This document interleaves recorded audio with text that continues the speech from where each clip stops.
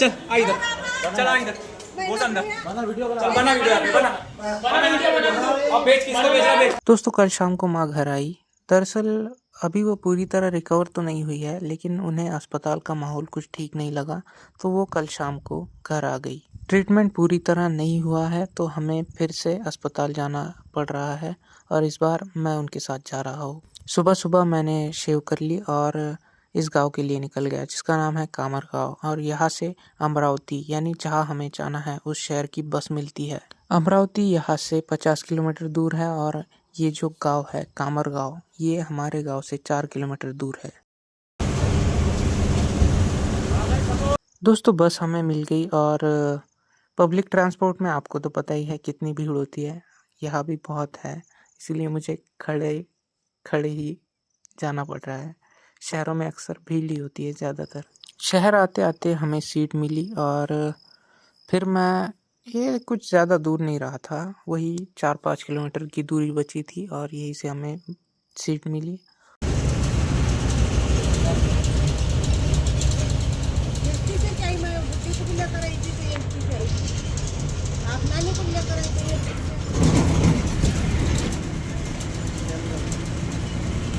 तो इसके बाद हमने लिया एक ऑटो रिक्शा और हम चले अस्पताल की ओर।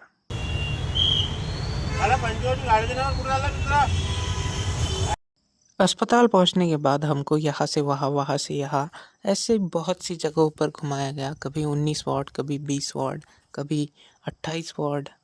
और आपको तो पता ही है सरकारी अस्पतालों में ऐसी चीज़ें तो नॉर्मल ही है भाई, गरीबों को ऐसे ही सताया जाता है। फाइनली हम आ गए ओपीडी डिपार्टमेंट वार्ड नंबर 1 में। ओपीडी का मतलब होता है आउट पेशेंट डिपार्टमेंट। दरअसल जब हम माँ के रिपोर्ट्स दिखाने डॉक्टर के पास ले गए तो उन्होंने कहा कि फिर से आपको एक बार अल्ट्रासोनोग्राफी करवानी पड़ेगी। ये रिपोर्ट्स सिटी स्कैन के थे। डॉक्टर ने अपने पास से एक पर्ची लिख कर दी, जिस पर लिखा हुआ था कि आप अल्ट्रासोनोग्राफी करवा कर लाओ। और उसके बाद हम गए अल्ट्रासोनोग्राफी डिपार्टमेंट के पास और उस कक्ष में हमें कहा गया कि आपको सोनोग्राफी करने के लिए ओपीडी का फॉर्म होना बहुत ज़रूरी है, अनिवार्य है। तो हम चले गए ओपीडी डिपार्टमेंट में फॉर्म लाने। मैं साइड में आकर बैठा था और माँ लाइन में लगी। और यहाँ का यार एक एम्प्लॉय कुछ ज़्यादा ही एरोगेंट था। तो हुआ ये कि जब माँ का नंबर आया तो ये बंदा माँ से एरोगेंटली बात करने लगा। अब मुझे आप ये बताओ, अगर कोई आपकी माँ से एरोगेंटली बात करे तो आप क्या चुप रहोगे? मैंने सोचा अपने पास तो सोशल मीडिया एक सबसे बड़ा हथियार है।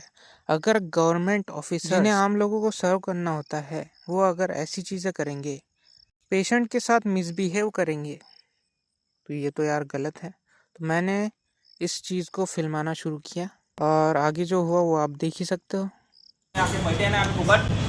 तो सर कार्ड दे दो ना इनको, ओपीडी का क्या कर रहे यहाँ पे? ठीक है ना, करो ना। गाले देने मतलब है, साइड उभे रहा ना, क्या बोला, किसको बुला रहे? तो साइड उभे रहा। देते नहीं, बोलने की तारीख हो ना, कम से कम भाई 2 मिनिट चुप रहे ना, उनके भी काम है ना, क्या वो क्या तसे उभे इकडे उभे राहा ना। तारीख हो ना, तो बोलने के हमको भी जवाब है। किस लिए के बाहर निकल रहे बैठे? हाँ, लाइन के बाहर हो, जल्दी जल्दी बाहर उधर। हमें वीडियो बना रहा कि तू? हाँ बना, हाँ क्या बना, हाँ जा अंदर, हाँ अंदर, हाँ अंदर, बस करना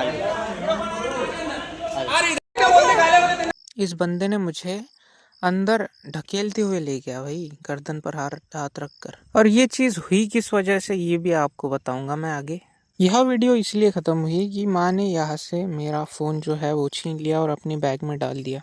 पता नहीं क्यों, शायद वो डर गई थी। तो ये सब हो गया। इसके बाद हमने ओपीडी का फॉर्म लिया और जैसे तैसे उस बंदे ने यार लेकिन चुपचाप अपना काम किया।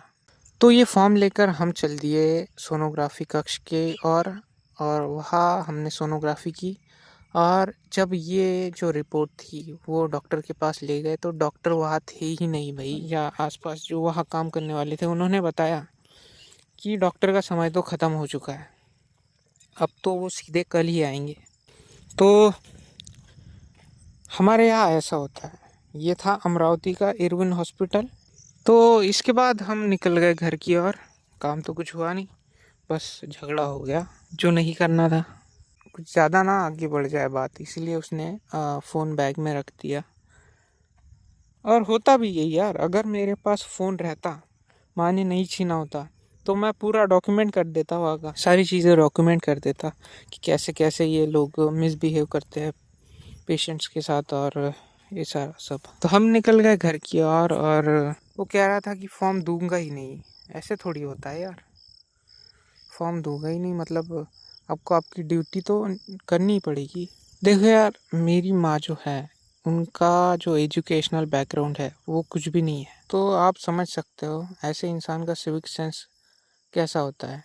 बहुत इनोसेंट होते हैं ऐसे लोग, उन्हें पता नहीं होता कि अब ऐसी फॉर्मल चीज़ें थोड़ी पता होंगी यार अनएजुकेटेड को, और होती भी है तो अगर वो किसी एजुकेटेड सराउंडिंग में रहता है तभी वो हो सकती है चीज़ें, इसीलिए ये सब हुआ। और मुझे तो पता ही नहीं था ऐसा हुआ है, वरना मैं तो उसे भाई माफ़ी मांगता यार, सॉरी बोलता और उसे समझाता कि देख भाई ये जो 90s के लोग हैं इनका सिविक सेंस इतना अच्छा नहीं है। मैं माँ की तरफ से तुझे सॉरी कहता हूँ, और अभी भी अगर वो वीडियो देख रहा है बंदा तो उससे मैं सॉरी कहना चाहूँगा।